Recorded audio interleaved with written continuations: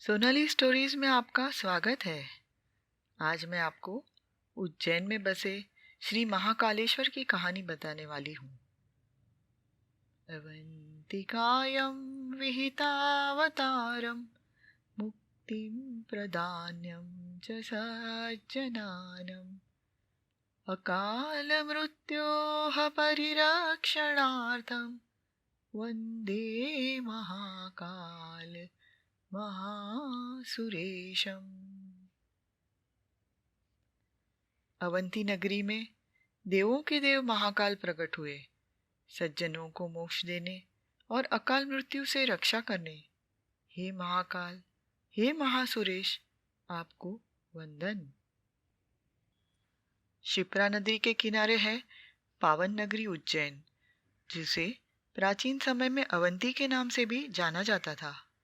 पुराणों में लिखा है कि खुद प्रजापिता ब्रह्मा ने इस मंदिर की स्थापना की थी। तीसरी और चौथी सदी के सिक्कों पर भी शिवजी की मोहर पाई जाती है। पेशवा बाजीराव ने इसका शासन व्यवस्था अपने सेनापति राणोजी शिंदे को दी। उनके दीवान सुक्तंकर शेणवी बहुत अमीर थे, पर उनके कोई बच्चे नहीं थे।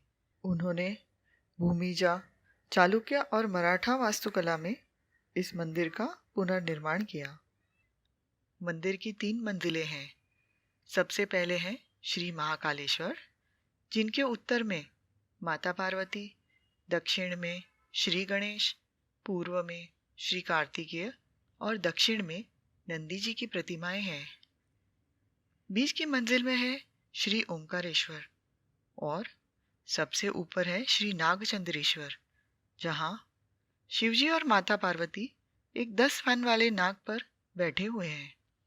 इनका दर्शन सिर्फ नागपंचमी के दिन ही खुलता है। कोटि तीर्थ नाम का एक कुंड भी प्राचीन समय से इस मंदिर में है।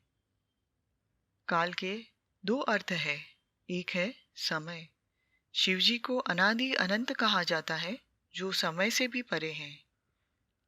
काल का दूसरा अर्थ है मृत्यु। महाकालेश्वर एक अनोखा ज्योतिर्लिंग है, जो स्वयंभू है और दक्षिण मुखी है। दक्षिण दिशा यमराज की दिशा मानी जाती है, इसलिए जो भी महाकाल को प्रार्थना करता है उसे अकाल मृत्यु से सुरक्षा मिलती है। शिवजी के इस ज्योतिर्लिंग को महाकाल नाम से जाना जाता है, जो समय और मृत्यु से परे है।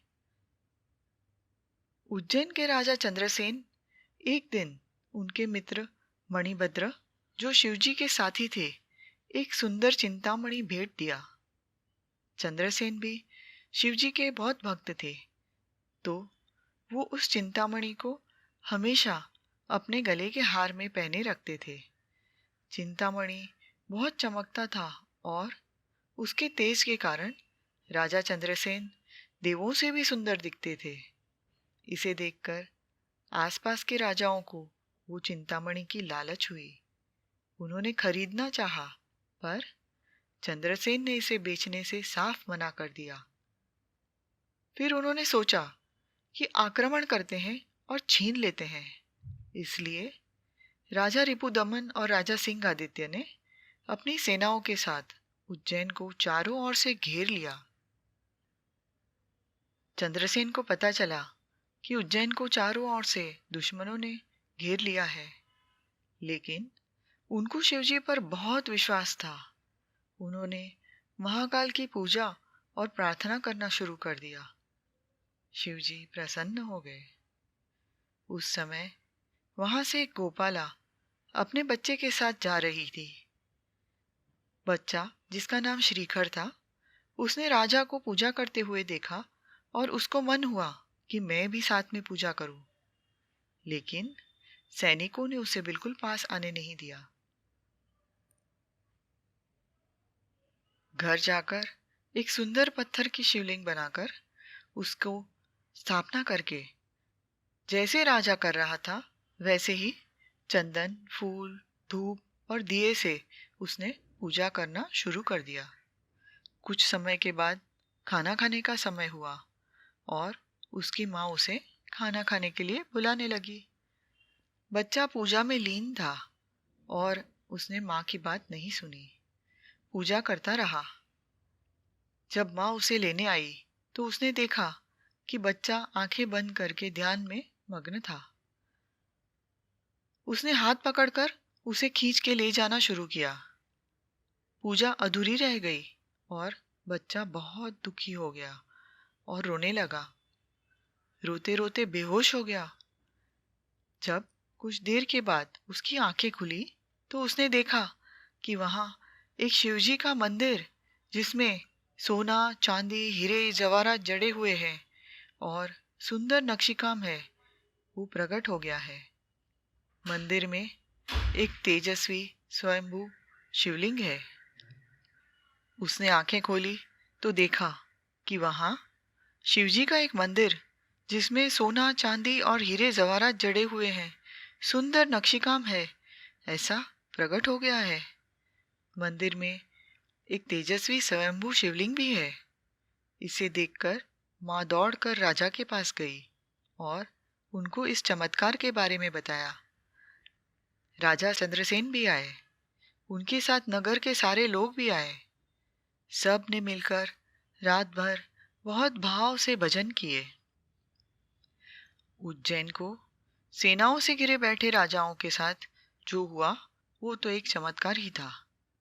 वो सोचने लगे कि राजा चंद्रसेन महाकाल का भक्त है, उनको हराना मुश्किल है।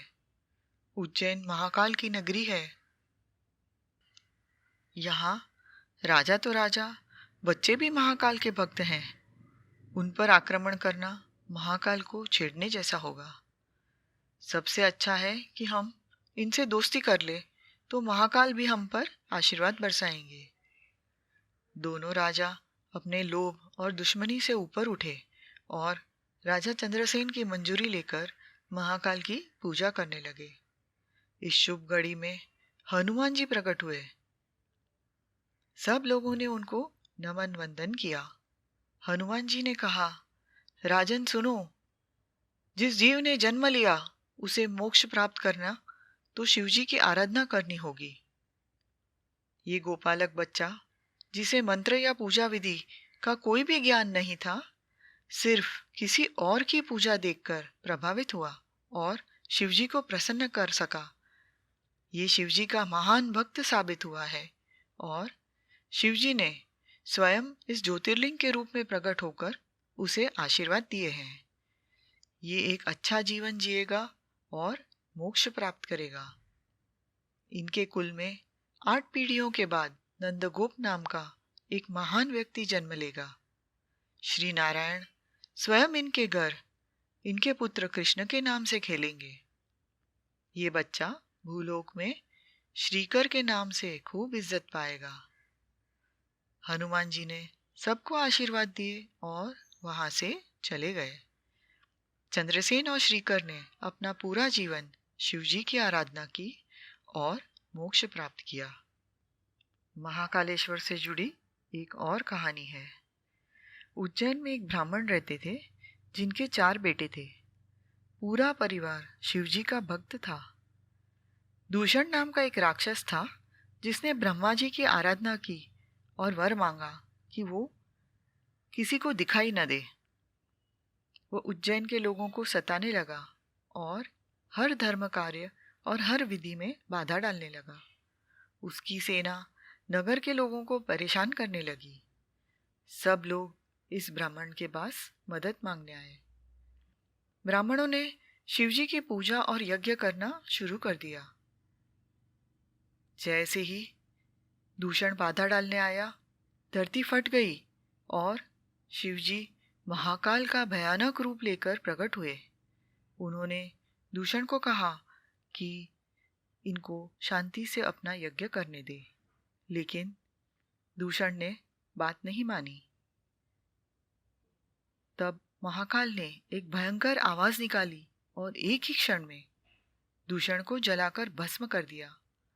फिर वह भस्म अपने ऊपर लगा ली। तब से महाकालेश्वर मंदिर में भस्म आरती की प्रथा शुरू हुई। सब लोगों ने फिर शिवजी को प्रार्थना की कि आप हमेशा यहाँ रहें और हमारी रक्षा करें। तब से महाकालेश्वर उज्जैन के राजा माने जाते हैं और कोई भी राजा उज्जैन में रात को नहीं रहता या वो अपना राजपाट गवा देता है। राणोजी शिंदे के वंशज जो सिंधिया परिवार के नाम से जाने जाते हैं, उन्होंने कालियादेह महल बनवाया और जो भी राजा महाराजा या मंत्री उज्जैन आते हैं तो रात यहाँ पर रहते हैं। महाकालेश्वर मंदिर में सबसे महत्वपूर्ण आरती होती है भस्म आरती। सुबह 4 बजे सबसे पहली आरती भस्म आरती होती है। गोबर, शमी, पीपल, बड़, बेर और अमलताश की टहनियों से मंत्रोच्चार के साथ विधि से तैयार की गई भस्म भस्म आरती के लिए उपयोग की जाती है। पुराने समय में चिता के भस्म से होती थी। भस्म आरती हमें याद दिलाती है कि एक दिन हम भी भस्म हो जाएंगे और हमारे पास जो भी समय है परमात्मा से जुड़ने का प्रयत्न करना चाहिए। पुराने समय में उज्जैन शिक्षा का एक महत्वपूर्ण केंद्र था और दूर दूर से लोग यहाँ वेद, पुराण, कला और वास्तुशास्त्र का ज्ञान लेने आते थे। श्री कृष्ण बलराम और सुदामा के साथ उज्जैन में श्री सांदीपनी आश्रम में अपना शिक्षण प्राप्त किए। महाकवि कालिदास ने भी मेघदूतम और रघुवंशम में श्री महाकालेश्वर मंदिर और उसकी सुंदर कलाकृतियों का वर्णन खूब अच्छा किया है। कहा जाता है, अकाल मृत्यु वो मरे जो काम करे चंडाल का, काल उसका क्या बिगाड़े जो भक्त हो महाकाल का। ओम नमः शिवाय।